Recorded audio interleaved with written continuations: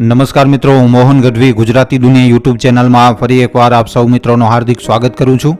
મિત્રો, ગુજરાતના લોકો માટે ચોમાસું માત્ર એક ઋતુ નથી, પરંતુ એક જીવનશૈલી, એક આશા અને એક આર્થિક સમૃદ્ધિનો પ્રતીક છે। ગુજરાત જેની અર્થવ્યવસ્થા મોટાભાગે ખેતી ઉપર નિર્ભર છે, તેમાં ચોમાસાનું આગમન ખેડૂતો, ઉદ્યોગો અને સામાન્ય નાગરિકો માટે અત્યંત મહત્વનું છે।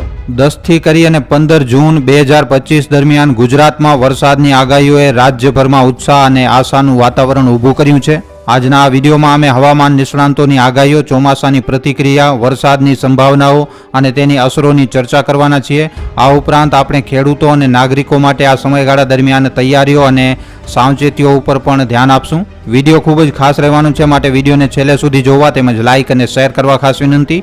અને જો તમે આ ચેનલ ઉપર પહેલી વાર આવ્યા છો તો હમણાં જ ચેનલને સબસ્ક્રાઇબ કરી લેજો। તો ચાલો આજનો આ મહત્વપૂર્ણ વિડીયો શરૂ કરીએ। તો મિત્રો, ગુજરાતમાં ચોમાસું સામાન્ય રીતે જૂનના મધ્ય ભાગમાં શરૂ થાય છે। તે દક્ષિણ પશ્ચિમ ચોમાસાના પવનો દ્વારા સંચાલિત થાય છે। ભારતીય હવામાન વિભાગ IMD અનુસાર ચોમાસું સામાન્ય રીતે 1 જૂનની આસપાસ કેરળમાં પ્રવેશે છે અને ત્યારથી તે ઉત્તર અને પશ્ચિમ તરફ આગળ વધે છે।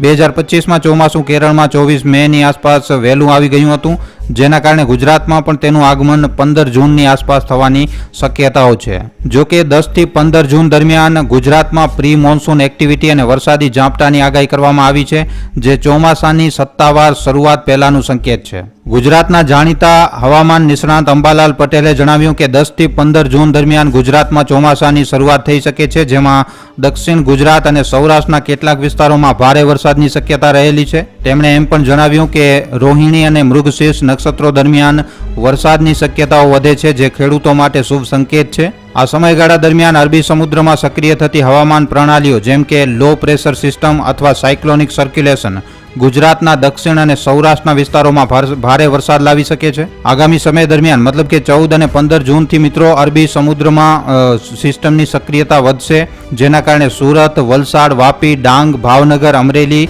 ગીર સોમનાથ, જૂનાગઢ અને પોરબંદર જેવા વિસ્તારોમાં તીવ્ર પ્રી મોન્સૂન એક્ટિવિટી જોવા મળી શકે છે। આ સમયગાળા દરમિયાન 15 થી 20 કિલોમીટર પ્રતિ કલાકની ઝડપે પવન ફૂંકાવાની શક્યતા છે, જે વરસાદની ગતિવિધિને વધુ તીવ્ર બનાવી શકે છે। ભારતીય હવામાન વિભાગ IMDએ પણ 10 થી 15 જૂન દરમિયાન ગુજરાતમાં હળવાથી મધ્યમ વરસાદની આગાહી કરી છે, જેમાં ખાસ કરીને દક્ષિણ ગુજરાતના જિલ્લાઓ જેમ કે સુરત, નવસારી, વલસાડ, ડાંગ, તાપી, ભરૂચ અને નર્મદા તેમજ સૌરાષ્ટ્રના અમરેલી, ભાવનગર, જૂનાગઢ અને પોરબંદરમાં ભારે વરસાદની સંભાવનાઓ રહેલી છે। આ સમયગાળા દરમિયાન ગાજવીજ અને ઝડપી પવનો સાથે વરસાદની શક્યતા છે, જેના કારણે કેટલાક વિસ્તારોમાં પાણી ભરાવાની સ્થિતિ પણ ઊભી થઈ શકે છે। IMDના અહેવાલો અનુસાર મિત્રો, ચોમાસું જે છે એ 10 જૂન પછી ગમે ત્યારે રાજ્યમાં પ્રવેશ કરી શકે છે। 12 થી કરી અને 16 જૂન વચ્ચે આ સમયગાળા દરમિયાન સમગ્ર ગુજરાતને ચોમાસું આવરી લે તેવી શક્યતાઓ પ્રબળ છે। 10 થી 15 જૂન દરમિયાન ગુજરાતના વિવિધ પ્રદેશોમાં વરસાદની ગતિવિધિ અલગ અલગ હશે। સૌથી પહેલા જો દક્ષિણ ગુજરાતની વાત કરવામાં આવે તો દક્ષિણ ગુજરાતમાં સુરત, નવસારી, વલસાડ, ડાંગ, તાપી, ભરૂચ અને નર્મદામાં ભારે વરસાદની શક્યતા છે। આ વિસ્તારોમાં 30 થી 40 કિલોમીટર પ્રતિ કલાકની ઝડપે પવન ફૂંકાઈ શકે છે અને ગાજવીજ સાથે વરસાદની ગતિવિધિ જોવા મળી શકે છે। સૌરાષ્ટ્રની વાત કરવામાં આવે તો સૌરાષ્ટ્રમાં અમરેલી, ભાવનગર, ગીર સોમનાથ, જૂનાગઢ અને પોરબંદરમાં હળવાથી મધ્યમ વરસાદની આગાહી છે, જેમાં કેટલાક વિસ્તારોમાં ભારે વરસાદની પણ શક્યતા રહેશે। મધ્ય ગુજરાતની વાત કરીએ તો મધ્ય ગુજરાતમાં અમદાવાદ, ગાંધીનગર, ખેડા, આણંદ, વડોદરા, છોટાઉદેપુર આ વિસ્તારોમાં હળવાથી મધ્યમ વરસાદની સંભાવના છે। આ વિસ્તારોમાં વાતાવરણ વાદળછાયું રહેશે અને ઝાપટાની શક્યતા વધારે રહેશે। ઉત્તર ગુજરાતમાં બનાસકાંઠા, સાબરકાંઠા, અરવલ્લી અને પાટણમાં હળવો વરસાદ અથવા ઝાપટા જોવા મળી શકે છે, પરંતુ ભારે વરસાદની શક્યતાઓ ઉત્તર ગુજરાતના વિસ્તારોમાં નહીં રહે। કચ્છની વાત કરવામાં આવે તો કચ્છમાં વરસાદની ગતિવિધિ નહીવત રહેશે અને હવામાન જે છે એ મોટા ભાગે સૂકું રહેવાની શક્યતાઓ છે। વરસાદની અસરો વિશે વાત કરીએ તો આ સમયગાળા દરમિયાન વરસાદની અસરો ગુજરાતના વિવિધ ક્ષેત્રો ઉપર જોવા મળશે। સૌથી પહેલા તો ખેડૂતો માટે આ સમયગાળો ખૂબ જ મહત્વનો છે, કારણ કે વરસાદના આગમનથી ખેતરોમાં વાવણીની પ્રક્રિયા શરૂ થશે। ખાસ કરીને દક્ષિણ ગુજરાત અને સૌરાષ્ટ્રના ખેડૂતો ડાંગર, કપાસ અને મગફળી જેવા પાકોની વાવણી માટે તૈયાર કરી રહ્યા છે। જો કે ભારે વરસાદના કારણે પૂરની સ્થિતિ ઊભી થઈ શકે છે, જે ખેતરોને નુકસાન પહોંચાડી શકે છે। શહેરી વિસ્તારોની વાત કરવામાં આવે તો અમદાવાદ, સુરત, વડોદરા અને રાજકોટ જેવા મોટા શહેરોમાં ભારે વરસાદના કારણે પાણી ભરાવાની સમસ્યા ઊભી થઈ શકે છે। નગરપાલિકાઓ અને સ્થાનિક વહીવટતંત્રએ ડ્રેનેજ સિસ્ટમની તપાસ અને પ્રી મોન્સૂન કામગીરી પૂર્ણ કરવી જોઈએ. એના પછી ટ્રાફિક અને પરિવહન, ગાજવીજ અને ઝડપી પવનોના કારણે રસ્તાઓ ઉપર ટ્રાફિકની સમસ્યાઓ અને વાહનોની અવરજવરમાં અડચણો આવી શકે છે.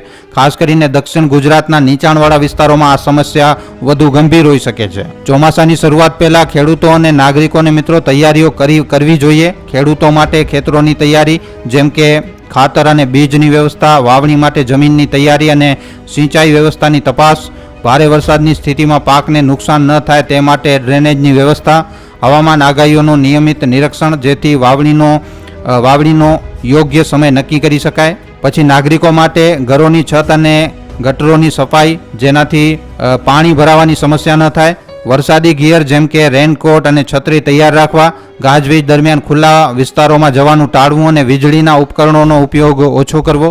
અંતમાં મિત્રો 10 થી 15 જૂન દરમિયાન ગુજરાતમાં વરસાદની આગાહી રાજ્યના લોકો માટે એક મહત્વની ઘટના છે.